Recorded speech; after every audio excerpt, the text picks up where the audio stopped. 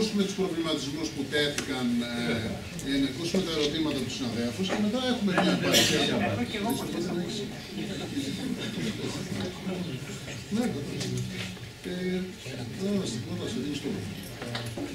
Παρακαλώ, υπάρχει ένα μικρόφωνο νομίζω. Καλημέρα, Καπιτάνα. Κράτησα αρκετές σημειώσεις, αλλά θα εμείνω σε ένα σημείο. Καλό. Πάντα μου αρέσουν τα παραδείγματα. Βλέπουμε ένα παράδειγμα από την Τράπεζα Θεμάτων, όπου ο συνάδελφος που έχει γράψει την ερώτηση δεν γνωρίζει τι σημαίνει επίκληση στην αυθεντία. Είναι μια ορολογία που την ξέρουμε εδώ και χιλιάδες χρόνια, γιατί δεν είναι δική μας, τη χρησιμοποιούμε. Και όμως ο συνάδελφος πατάει πάνω σε αυτήν για να φτιάξει λανθασμένη ερώτηση. Είναι αξιολογημένος, είναι εκλεκτός, έχει περισσότερα ποσότητα από μένα, υπάρχει δεύτερο μάτι που το βλέπει και δεν το παρατηρεί. Τι σημαίνει αυτό?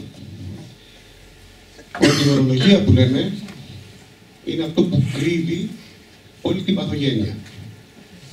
Γιατί προϋποθέτει, είναι μια εργαλειοθήκη που έχει ένα συγκεκριμένο περιεχόμενο, στρεβλωμένο από 1002 παραδοσιακές προσεγγίσεις, επίσημες, ημιεπίσημες, ανεπίσημες κλπ.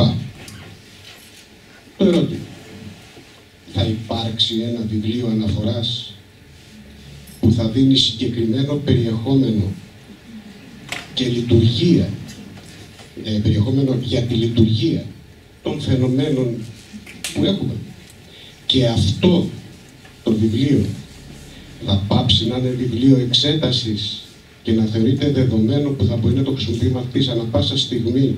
Οπότε δεν θα αξιολογείται η γνώση επί αυτού του βιβλίου, αλλά η χρήση του πάνω σε συγκεκριμένα κείμενα. Ευχαριστούμε.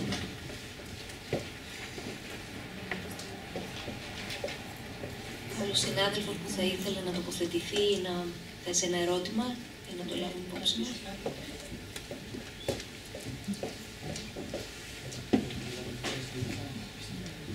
Καλημέρα σας. Ευχαριστώ και είμαι χάρηκα που ακούω αυτές τις πολύ ωραίες ιδέες.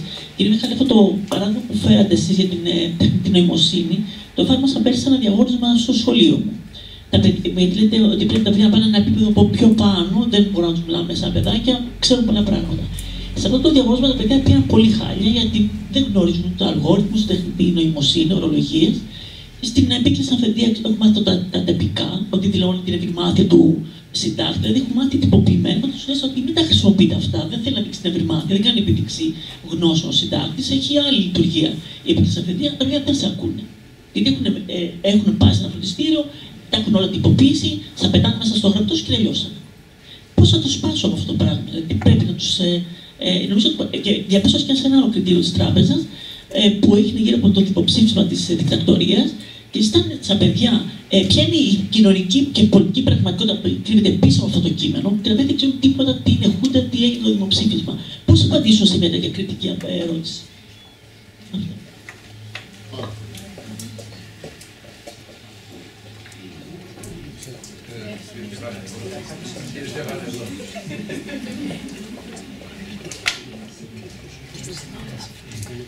Καταρχήν,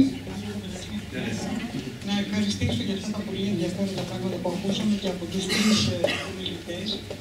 Αυτό που με προβληματίζει είναι διάφορα ακούσματα που παραπέμπουν σε αναπαραστάσεις σε σχέση με διάφορα ζητήματα που συζητούμε σήμερα.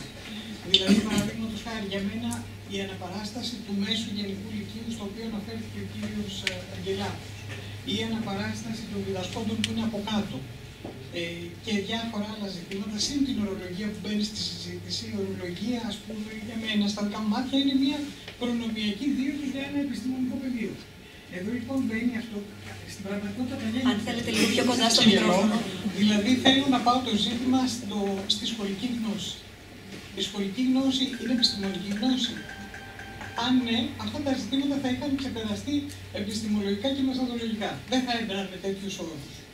Έχω την εντύπωση, αν κανείς λάβει υπόψη του την κοινωνιολογία της σχολικής γνώσης, ότι δεν είναι επιστημονική γνώση. Έχει γίνει μια απόφαση πολιτική, όπως είπε ο κύριος Μιχάλης, από την εκπαιδευτική πολιτική ότι αξίζει να διδαχθεί αυτή η γνώση ως σχολική, έχει αποκοπεί από όλα τα επιστημονικά της συμφραζόμενα και άρα εμείς ερχόμαστε εδώ να κουβεντιάσουμε για την ορολογία.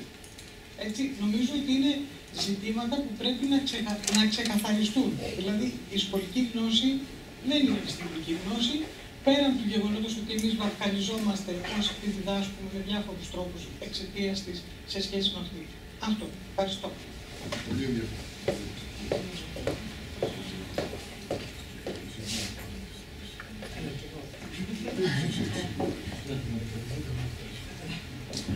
Ο κύριος Λεωτάκη μου προκαλεί να τα κρατήσω για τον εαυτό μου. Θα τα κρατήσω, αλλά δεν γίνεται. Σωστά, έχει παρουσίαση, κύριε Μιχάλη. Γαργαλιάμαι πάρα πολύ, συγγνώμη κιόλας από τον κύριο Μιχάλη. Μη θεωρηθεί σόκιν. Αυτή η περίφημη αναδραστική επίδραση, καταρχάς να πω ότι προφανώς συμφωνώ, ένα πρόγραμμα σπουδών δεν μπορεί να μιλάει για τρόπους επιλογής φοιτητικού δυναμικού. Είναι απολύτως κατανοητό αυτό.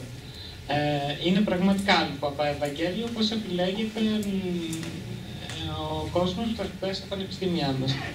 Ωστόσο, αυτή η περίφημη αναδραστική επίδραση των εξετάσεων δεν μπορεί να... Αυτήν την περίφημη δεν μπορούμε να την αντιπαραρχόμαστε εύκολα, γιατί είναι υπαρκτή, είναι εκεί και είναι τερατώδης. Και είναι τερατώδης όχι γιατί εμείς είμαστε κάποιου είδους τέρατα, γιατί και εμείς εγκλωβιζόμαστε πάρα πολύ σε αυτό. Όποιος καμώνεται πως δεν εγκλωβίζεται κάνει λάθος. Προφανώς δεν απαιτούμε οι πολύ σπουδαίοι άνθρωποι που βλέπονται κατά καιρούς στα προγράμματα σπουδών να λύσουν αυτό το πρόβλημα. Αλλά αν αυτό δεν λυθεί, θα εξακολουθούμε να κοπηλατούμε κάνοντας κύκλους. Και θα μας καταπίνει συνεχώς αυτό το ζήτημα. Επομένως, και πάλι, μια και το παράδειγμα ήταν από την Τράπεζα Θεμάτων, καταλαβαίνετε ότι αυτή η αναδραστική επίδραση πια γυρίζει και κατεβαίνει σε όλες τις τάξεις του Λυκείου, εξαιτίας Τράπεζας Θεμάτων. Άρα τα παιδιά θα εξακολουθήσουν να μαθαίνουν έτοιμα σχήματα, τα προβάλλει και τα προάγει και η ίδια η Τράπεζα Θεμάτων, και θα είναι όλοι χαρούμενοι. Το παράδειγμα με την αυθεντία που δεν είναι αυθεντία, ο κ. Τσουκαλιάς τα είπε πάρα πολύ καλά. Πολύ θα ήθελα να μας τα πει συνολικά πολύ καλά, γιατί κάνει εξαιρετική μελέτη. Αν θυμάστε, υπήρχε και στο θέμα του πανεπιστημίου του 2019. Που επικαλούνταν το κείμενο μία φράση που δεν θυμάμαι Μοντεσκέ, δεν ήταν Μοντεσκέ, τέλος πάντων, η οποία προφανώς δεν ήταν επίκριση στην αυθεντία, ήταν μια γιατρή για να το αρνηθεί. Έλεγε ότι η ιστορία είναι επιτυχημένη στο αίμα για να πει ότι δεν χρειάζεται να είναι έτσι. Ευχαριστώ. Και το 8 ήταν. Του Τερζάκη για το βιβλίο. Μπράβο, και αυτό. Σωστό. 15 χρόνια δεν το έχουμε μάθει. Δεν το μάθω.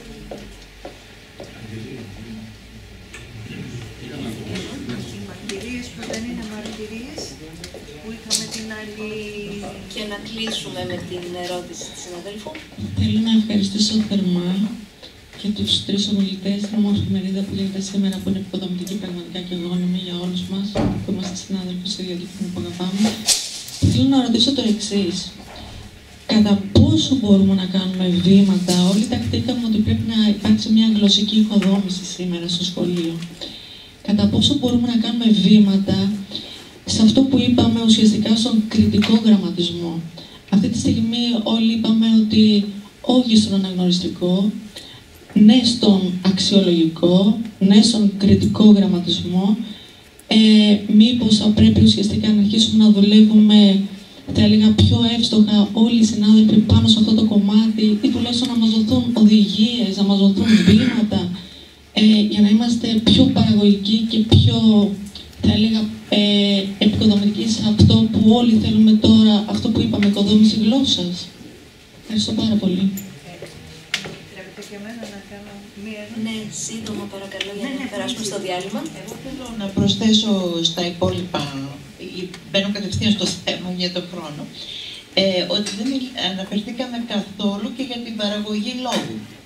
Μιλήσαμε για την κατανόηση λόγου.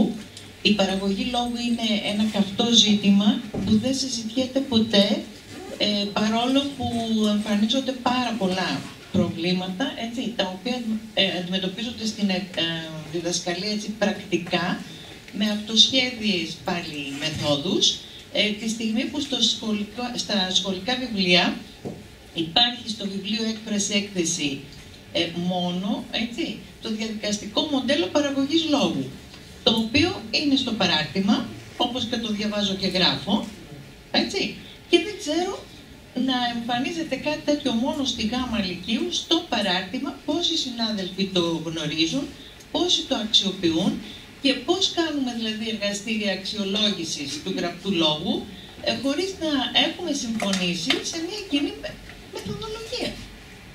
Αυτό, ευχαριστώ.